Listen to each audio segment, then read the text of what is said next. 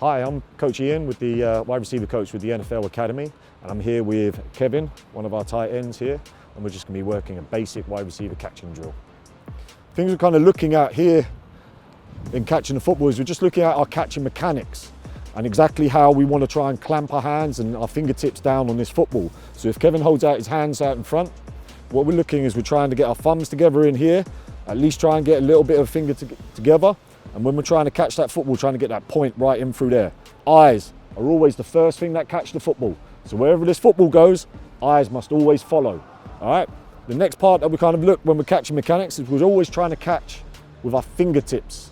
It's always the fingertips that are looking to clamp down on that football. So if you look at how Kevin's holding onto this ball, we've got plenty of space away from those palms. If that ball hits the palms, it's potentially going to bounce out and bounce off our hands. That's where we hear those big noises. We want nice soft hands, nice catch in the fingertips, with that eyes always fixated on that point of that ball. Okay, so here's a basic drill that we're going to kind of work. Got the wide receiver standing a little bit away, and all we're going to do is just throw footballs straight at him, and he's just going to work the catch. And every single time, look it into the tuck. There we go, good. Make sure we clamp it high and tight. There we go, good. And once you've got enough reps in here, and they started to get their eye in and see how it is, then we can start mixing up the different sort of angles that we can. So get them standing side on. We never want it to really cross our face, so we're trying to catch it at the earliest moment and see it into the tuck. We look for aggressive hands. We want to get those thumbs together quite tight. You see that last one, Kevin ended up catching the back of the football. That's because our thumbs weren't quite tight together to be able to catch it.